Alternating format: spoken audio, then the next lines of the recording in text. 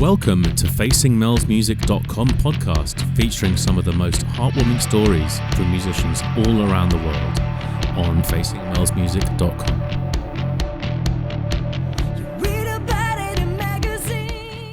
A very warm welcome to Facing Mel's Music, and I am Mel Golding.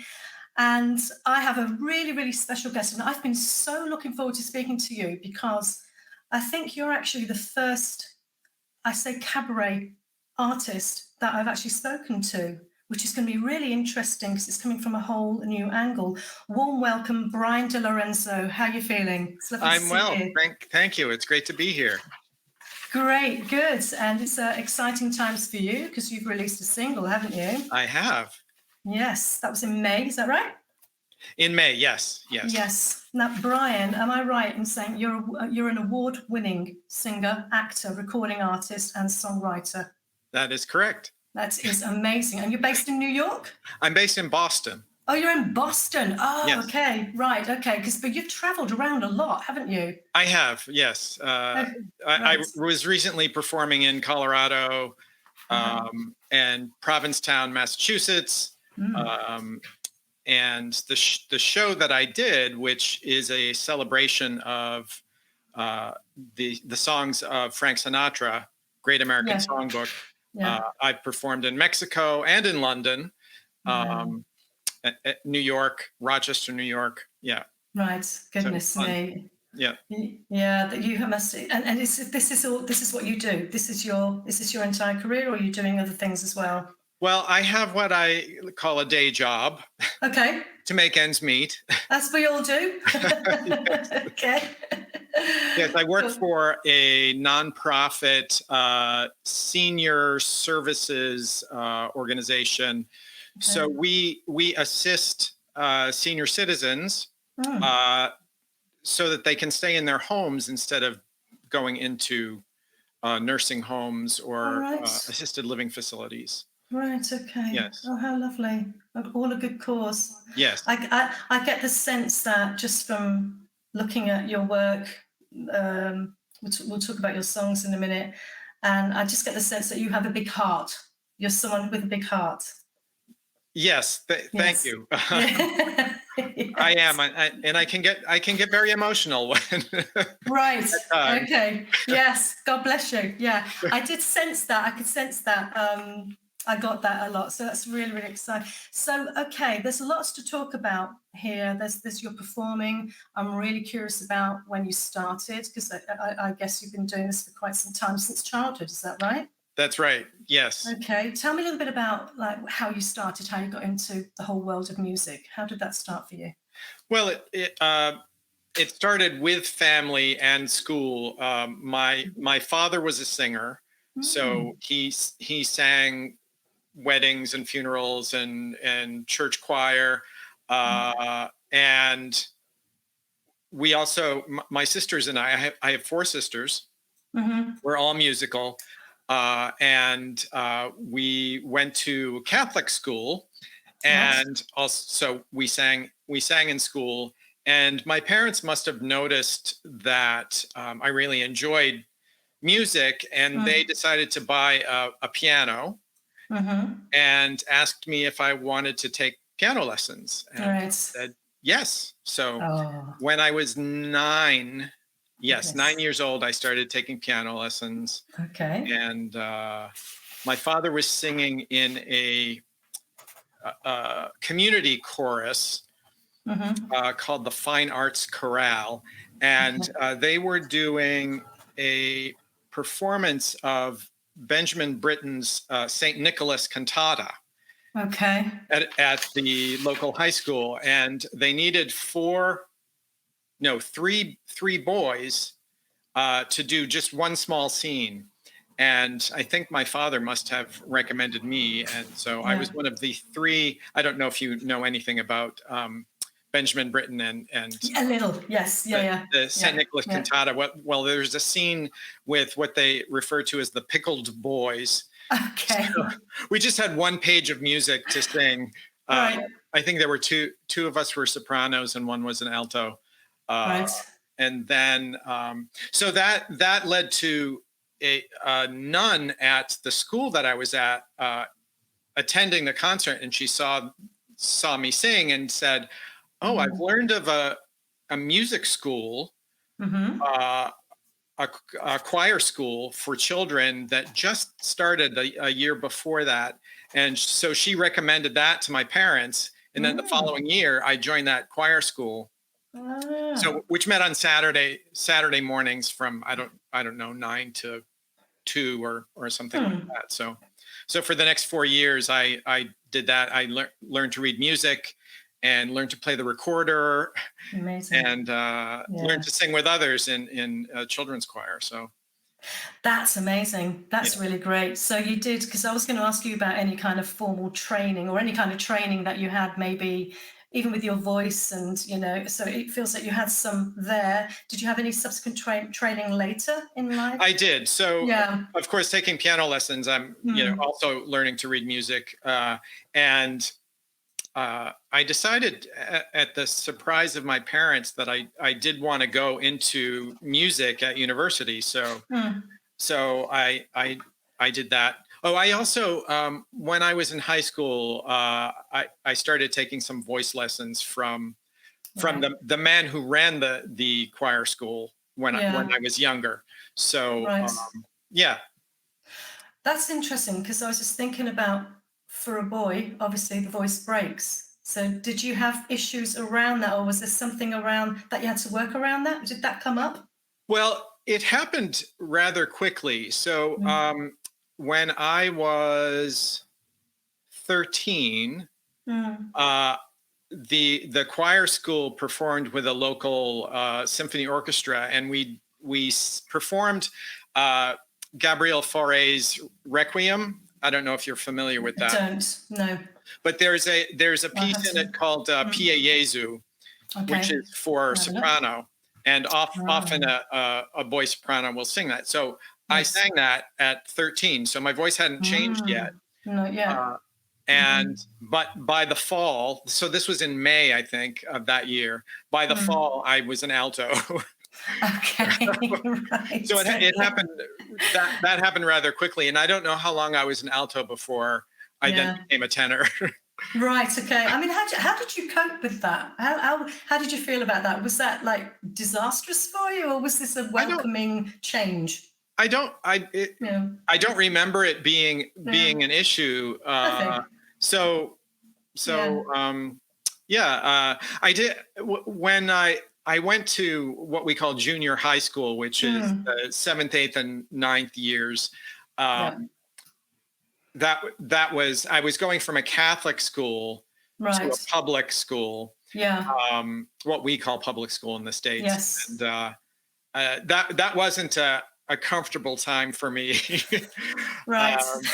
So I kind of stayed away from mostly the boys, because they were, they like to pick on people who are into music and theater and that kind of thing. So stayed away from them for a while. Okay. It can be such a horrible time, can't it? Because I don't know if you know anything about my background, but I'm a therapist and I'm a singer-songwriter. So I've combined the two. So, but it's, there's a lot of this stuff. Dare I say the word bullying? It's, yes, there's a lot of that. It still goes on. It still goes on. It still goes on. And it's just, I mean, that must have affected you then, and it must have had some impact on you later in life, must have done. Yes. Impacting self-esteem or confidence or something along these lines, usually, any form of, picking on you and, so. Yes, that definitely happened. And I'm also a small person, so that adds to the issues. Another layer of complication. Yes. Okay, all right. Well, that's really interesting. Yeah, so it's great. You had a musical family. I can see it started there. I believe, is it right? I looked at, I found your sisters. You have sisters. Yes. Do they do some kind of therapy or something therapeutic or art? Are they artists? I have one sister who's an artist and singer. She sings sometimes. I have another singer who is a therapist. Right. who Okay. also, I mean, they all sing, so Yes. and they all sing well. So How lovely. we do like to sing together Yeah. at holiday time. Yes. Yeah. Right. Yeah. Okay. Because we'll talk about some stuff about the musicals and that. But I just I had a look at your website as well, and I had a listen, obviously, to some amazing performances that you've done here. And wow, I mean, I had to listen to. You probably, I don't know if you've heard it for a while, but it's that fly again in the room. It don't mean a thing if I ain't got that swing. You know, there's 4 of you on stage. Oh, the 4, yes. Oh, perfect harmonies, absolutely beautifully in sync. Does this feel natural to you to sing with other people? Yes, I love, Right. so starting with childhood, I was singing with other people. So Yes. even when I started university, I was a voice major. Right. But I really wanted to go into theater, musical Right. theater. So Okay. so I transferred from university in Massachusetts to a university in New York State Okay. called the State University of New York at Fredonia, Okay. which is in the western part of the state. It's actually very far away from New York City. Right. Okay. But as a musical theater major, you know, I'm working on my solo voice and also working with other people in musicals, but I didn't want to give up my choral singing. So I joined the auditioned for and joined the Fredonia Chamber Singers. And so that, you know, that feeds my my heart and my soul too. Yeah, I understand. Yeah, it's so you kind of walked into the theatre sort of world, didn't you? Because I see them as I don't know if I'm right in doing this, but there's the commercial, there's the pop world, there's the recording, getting records, and you know, rock, and it's all fantastic. But the theatre is just a whole different world. I feel. I remember my grandmother wanted me to go into theatre when I was very, very young, and I was like, no, no, no, no. I wish I'd have listened because I should have done. And there's something about that because you're always connected to an audience, always, aren't you? I mean, lots of live performances. Do you enjoy live performances? How does it feel when you're on stage in a theatre and you're there? How does that dwell with you? How are you with that? Well, I love it. Yeah. Because you get the feedback from the audience, whether it's applause or laughter or tears. You get that sort of back and forth. So it's really rewarding to actually experience that you are affecting other people. Yeah, it's quite an amazing feeling, isn't it? Yes. Yes, quite powerful feeling as well. Yes, and of course they'll love you. Of course. So getting back to my choral singing with the Fredonia Chamber Singers. Yeah. So my first trip outside the United States was a concert tour of Israel with the chamber singers. Right. So that was an amazing experience. And I remember one concert in Rehoboth, Israel, and I was the featured singer in a spiritual called "Ain't Got Time to Die," and I remember just having this. I don't know what to call it, but there was this connection with the universe as I was singing that.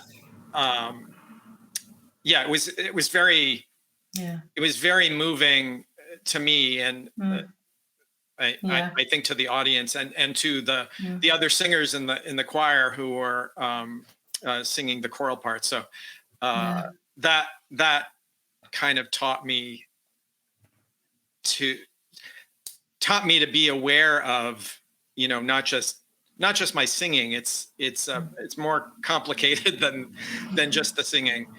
Just singing well is not the be all end all. No, it really isn't. I'm really glad you said that. It really is, and I can feel just looking at you. I can feel you you get emotional thinking about this, and because I do.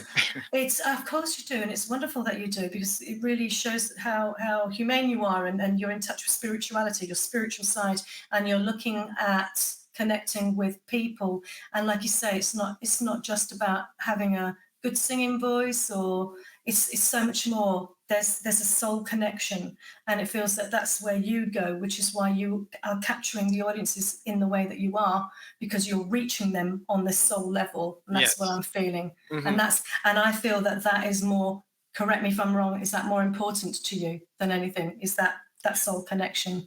Oh, yes. That connection with people when you are performing. Yeah. Yeah, because I you know, I could sing for myself alone in the room, but that's Yes. I mean, okay, now you've mentioned that. How do you feel when you do that, actually? When you do sing on your own, do you have any kind of feeling that comes up? Oh, even yes, I do. It feels good. It feels good because, you know, something about the vibrations in the body just can make you feel good. It does. Yeah. And I think it's a chance also for you to get in touch with your own, here's me getting deep, right? Your own inner spirit, your own inner person. You're getting in touch with that. Mm-hmm. I mean, I know I do it as well. I've done some of the best performances on my own. No one's there, but who cares, you know? And it's, you know, because it's all about connecting with yourself, because I think it all starts with yourself. That's what I believe. It all starts with yourself, how you see the world, how you see yourself, and then of course when you're performing, you're projecting all of that and connecting with other people. Right. I believe it does start with yourself. So very interesting. So the songs, okay. Tell me about the songs that you do, because I've seen there's obviously covers. Okay, there's lots of covers that you do, and they're wonderful songs, classical musicals. What's your favorite musical, by the way? What is your favorite? Do you have one? I usually say there are quite a few that I consider my favorite. But probably a musical called She Loves Me. Okay. By Bach and Harnick, who wrote Fiddler on the Roof. Okay. Mm-hmm. This musical they wrote a year before. It's sort of a chamber musical because it has a very small cast, but it has so much heart, and it's based on the same source material as the film The Shop Around the Corner. Okay. And the film You've Got Mail. Oh yes. Okay. That's Is that from the 1980s, maybe? I think so. Yeah. Okay. Yeah. So it's a very charming show. I just love it. But I love more recent musicals too. For instance, Ragtime. Okay. Les Mis. Yeah. Okay. Yeah. So it feels like you're kind of really moved by more like the newer musicals. Actually, you're talking from the 80s up to now. Yeah. I do enjoy older musicals, but I think musicals have become more sophisticated now, which I like. The stories are a little more complicated. The lyrics are more sophisticated, I think. I would go back to, I do love the songs of Rodgers and Hart. Right. Okay. Which, that's a period of time before Richard Rodgers started working with Oscar Hammerstein to do, the big, starting with Oklahoma. Yeah. But the songs, the Rodgers and Hart songs are really great for cabaret singers because you can pull them right out of the show and completely make them your own. Right. And everybody, I think everybody identifies with them, those songs too, really well. Yeah.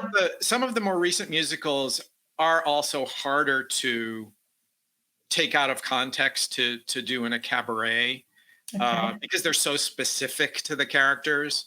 Right. The ones that really are great to do are the ones that are more universal. Yes. Okay, that's interesting. Yeah, because that way you can connect with the audiences better, and they can connect with you if it's a more universal lyric, I think. Yes, definitely. And of course you can make it your own, interpret it in your own way. Yeah, absolutely. Interesting point. Very interesting point. I mean, and whilst we're on the subject of tell me about how you got into songwriting, because I believe it was through the pandemic. Is that right? Something about that. There's a story to you. There's mental health here. There's stuff that we're going to cover with this, and also illness as well. There's you suffered with cancer, didn't you? Yes. And I mean, and the pandemic. Okay, maybe we should start with. Let's talk about how when you got ill. Actually, let's go there first. You had a rare form of cancer, is that right? That's right. It was a little over 6 years ago. Right. And my husband and I were preparing to go on safari in South Africa at the time. It was right. I mean, we were just going to leave 2 weeks after I was diagnosed with a rare form of cancer. And one of the doctors said that it would be okay to take the trip and then come back and treat the cancer. And the other one said, nope, you have to deal with this now. Wow. Okay. Because it was, the tumor was growing, I think, pretty rapidly. So even though it felt like, how do I deal with this now? Right. It was a big uprooting of our lives at that time. So, but we managed to postpone the trip. I think they gave us like 6 months where we wouldn't lose the money that we paid for the trip. And so I started treatment pretty quickly, radiation treatment, and then some time off where we did get to take a holiday to Mexico for a week or 2 weeks, 10 days, which was great. And I decided to perform a show while we were in Mexico. So I did a show in between my radiation treatment and the surgery. There's no stopping you, is there? So and then I had the surgery 6 years ago, April. And was in my leg. So that made me immobile for quite a while. But we ended up going to South Africa in, I think it was July. The surgery was the end of April, and we were able to go on the trip in July. And so, I kept going. I said, what?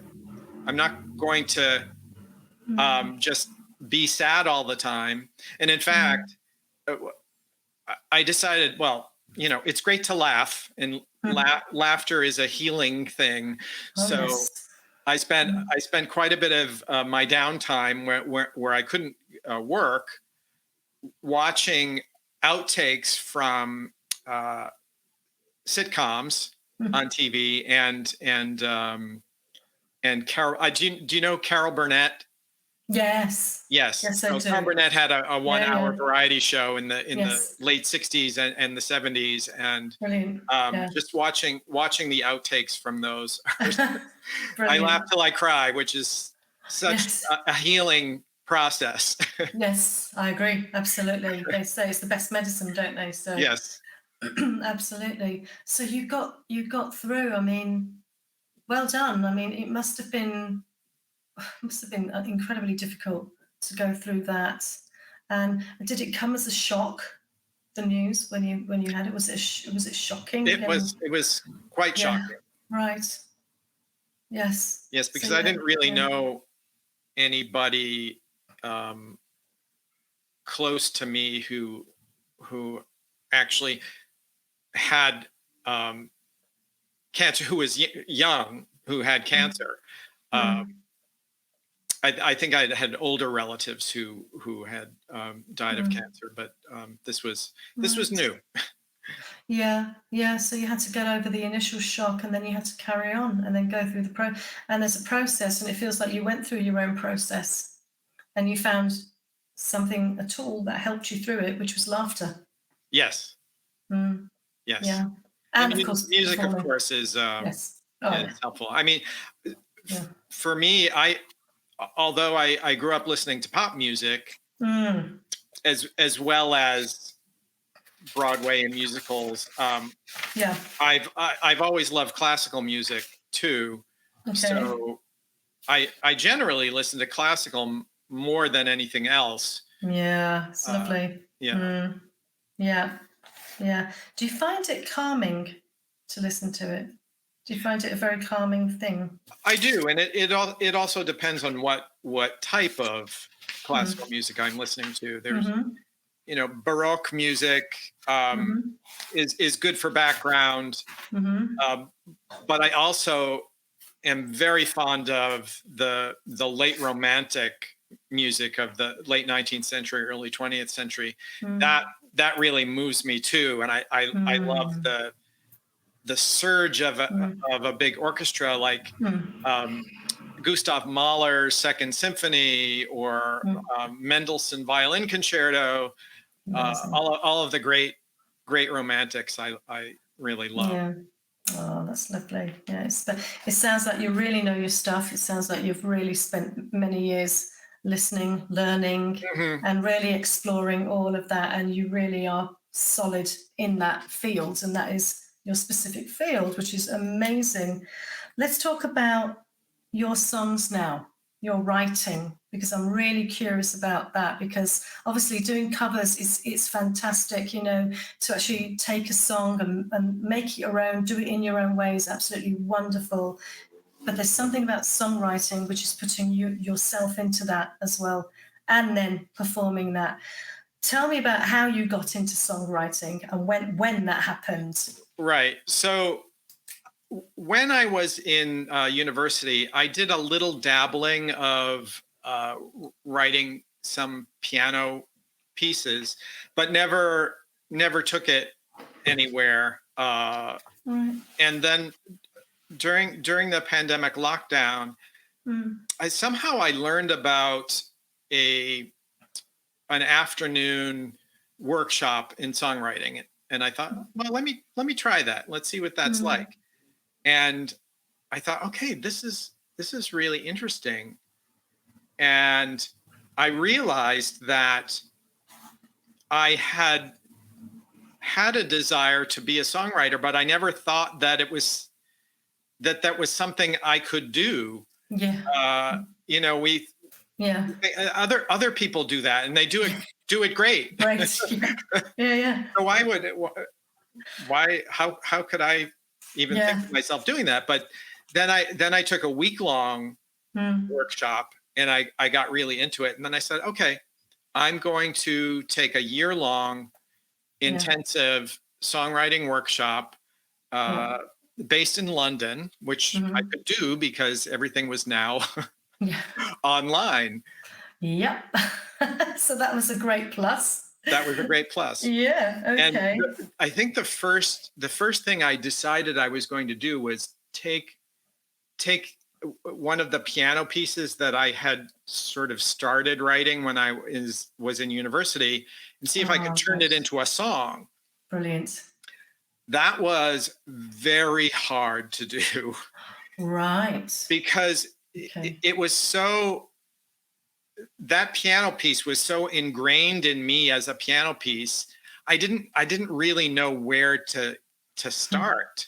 And I teamed up with a songwriter who was also a musical theater person, and she was based in Denver, I think, or just outside of Denver. So we started working on that together, and I got maybe halfway through it, and I had to sort of pull back so that I could release the original song from myself, because when you need to change something that's so ingrained in you, it's difficult. But if you put it aside for a while, then there's freedom in that, I think. And I was able to then start writing lyrics. It's still not done, by the way. I haven't got back to it yet, but I will, because I do want to finish it.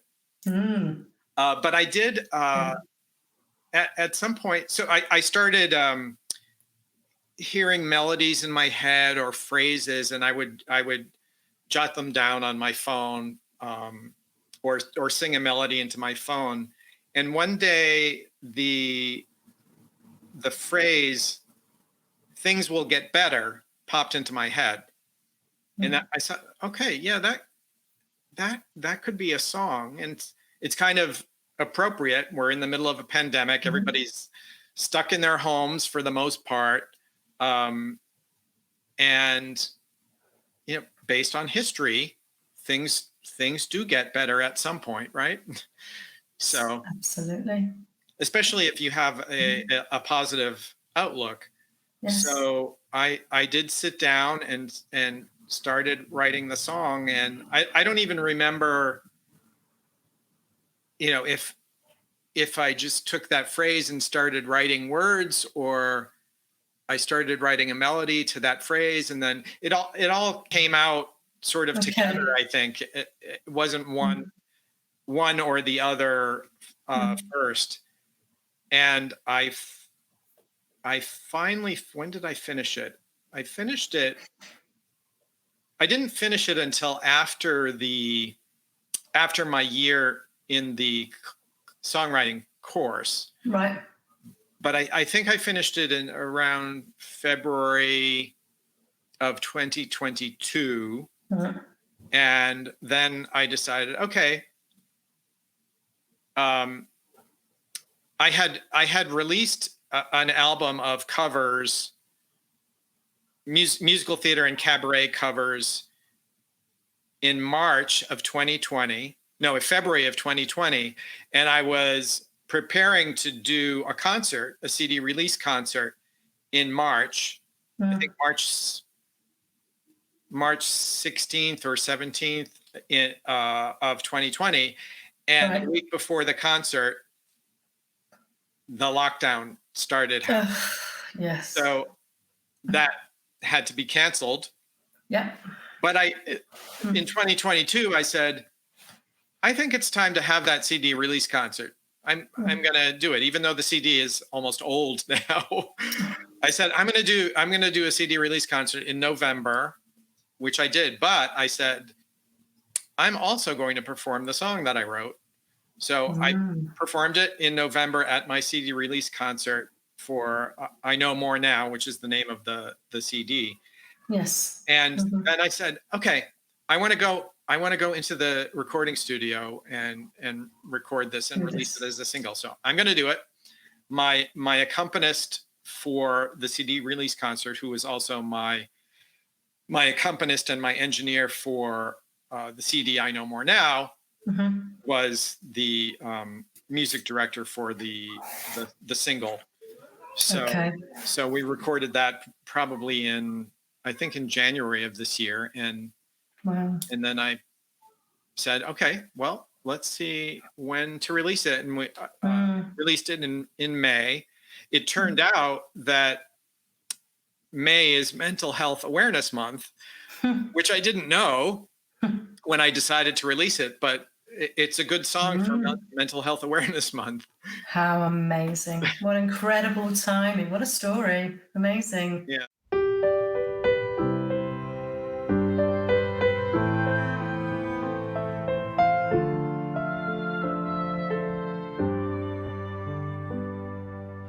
When the rain beats on your window and the sky's a constant gray, your life so out of focus on these never-ending days. Your heart is really hurting and you can't get past the pain. Don't forget it's not forever, you'll find sun after the rain. Things will get better, things will get better. You've gotta believe and you'll see the light. Things will get better, yes, they'll get better. Just believe and you'll be alright. Believe and you'll be alright. Days are long, but nights are longer, and you can't get out of bed. You stopped listening to the news because it fills your soul with dread. When your thoughts are turning darker and you feel you'll fall apart, just stop and look within, find the light inside your heart. Things will get better, things will get better. You've gotta believe and you'll see the light. Things will get better, yes, they'll get better. Just believe and you'll be alright. Believe and you'll be alright. They say each day's a new beginning. It's up to you to make it true. You can start the day by sharing the love inside of you. Things will get better, things will get better.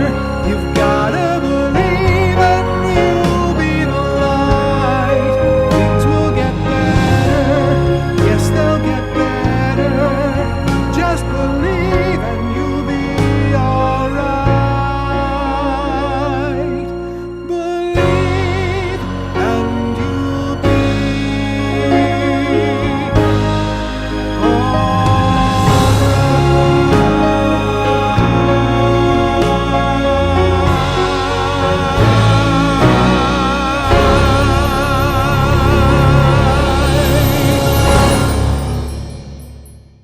What I was hearing also is just that the journey of a song, from the concept, an idea, and how long it takes to actually get to the final end product. And the fact Right. that, when you were talking about your uni days and having piano pieces, and how at any time you can literally pick that out now and work on them now and make them come to life. It's incredible that there is no time boundary with that. There's Right. no limit, and that's what I'm hearing. And I love that, because if there's one thing that I find tragic, and I've seen too often in my career, is doing all these great songs and they never get out. They're never released. And it's a real pet hate of mine. So I say every single, if you have a great idea there, make it work, bring it to life. You've got bags and bags of stories and songs, you can really pull them out, Yes. And it feels like you've got loads of ideas, from that time. And it feels like piano was, would you say it was your first voice? Because you did kind of sing simultaneously, didn't you? I mean, I know you took these lessons when you were 9, but you were singing at 9 as well, weren't you? I was. So I was singing, of course, with my family before I that's started right. taking piano lessons. I've never been a great pianist, so Right. Okay. I don't accompany myself. I'm not. Right.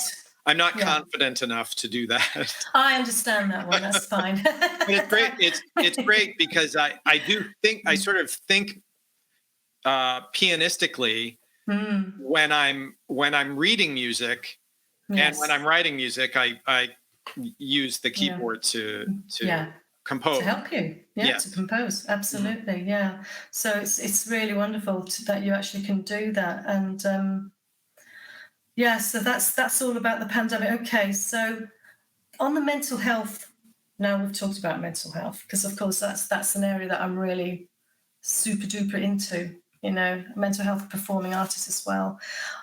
Am I right that at some point I mean, I know you performed since childhood. At some point, you had a bit of stage fright. There was a problem at some point, and you had to take a temporary leave from performing. Is that right? I did. Yes. Yeah. I was performing in a musical that was, for me, it felt like my most visible in my career. I felt like I made a jump into being in the limelight a little more than I had been. Yeah. And there were also things happening in my personal life that were unsettling.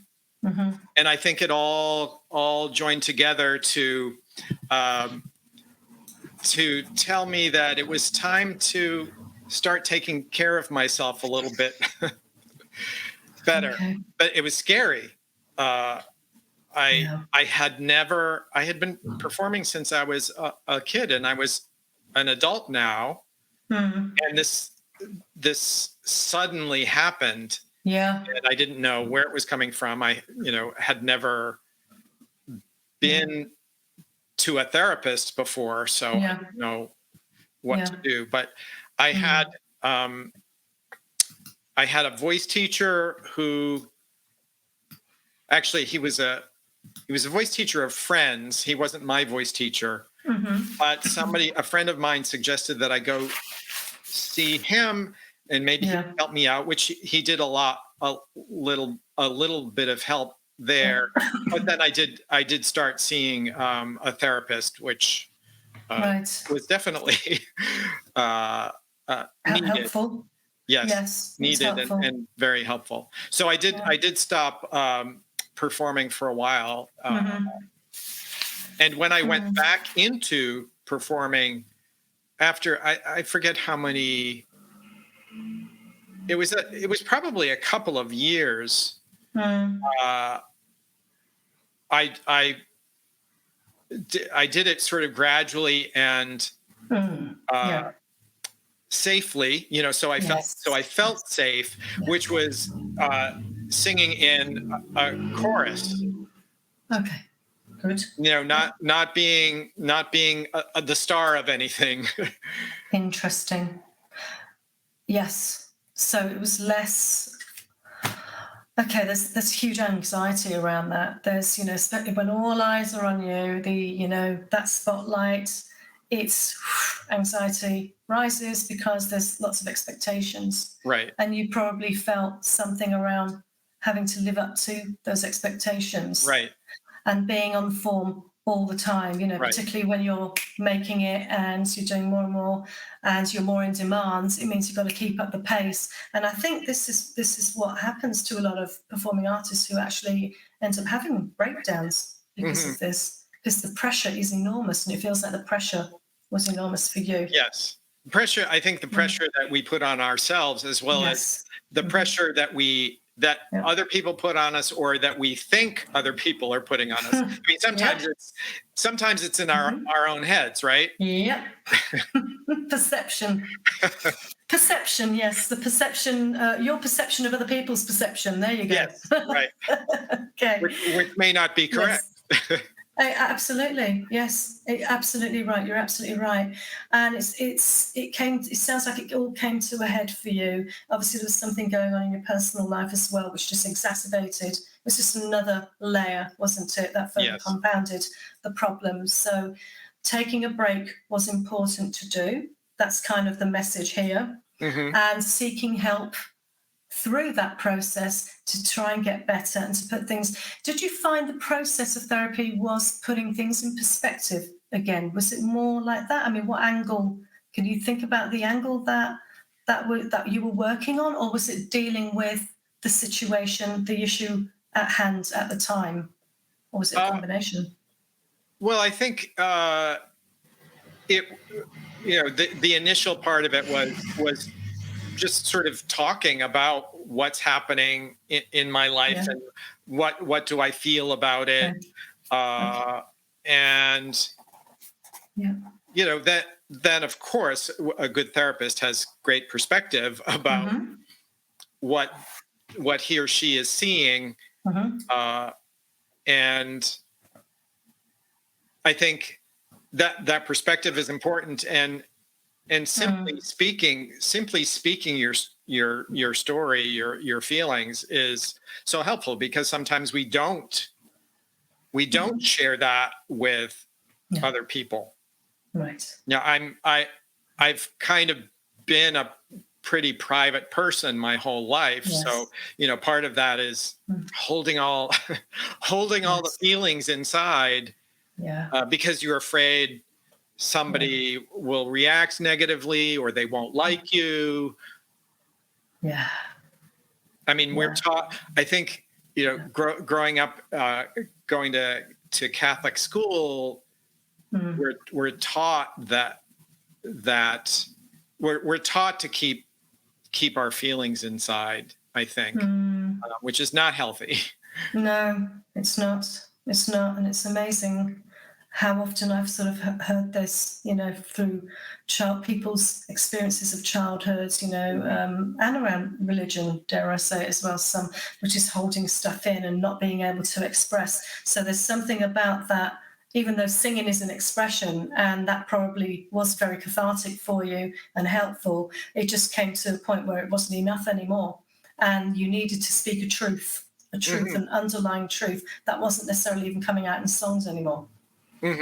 So going to a therapist, and then a good therapist will have perspective, as you say, absolutely, and will bounce back ideas that maybe things you hadn't seen before, and it feels that that's what happens in your process, and maybe it did start to put some things in perspective for you. And just simply talking, as you say, the power of talking therapy is, sorry, is that a fly again?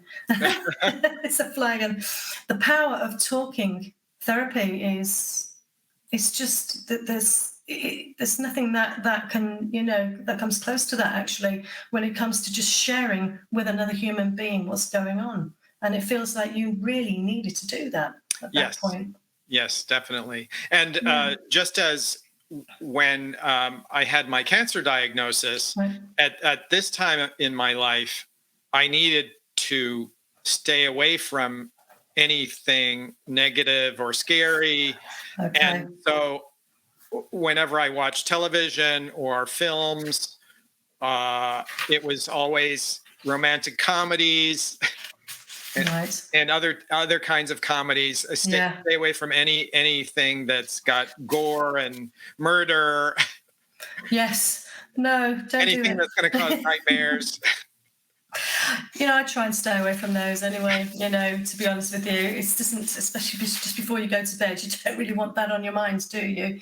But it feels like you've been through quite a lot there, Brian. You have, and you've come through. And and you've come through. You are where you are now. It feels you found a good, happy place in your life. You're married. You have a lovely setup, I hope, a home setup. You've got a career that is taking off. You single out, and well done you for doing that, because it's absolutely wonderful. And where do you want to go from here? What's your vision now? Do you have plans or visions or more aspirations for performances, or where you want to go from here? Well, I definitely do want to do more performing. And so I'm in the process of contacting people in the business who might give me some guidance on how I can get more performing gigs. I'd like to do more writing. I haven't, because I have a full-time day job, and I'm doing more performing now that the pandemic is over. I'm doing much less songwriting. Yes. So I need to put that on my calendar.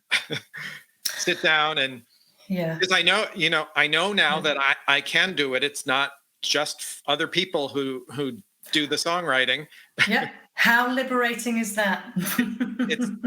It's very liberating. Yeah. Yes. It is. Yeah. And you can do it in the way you want to.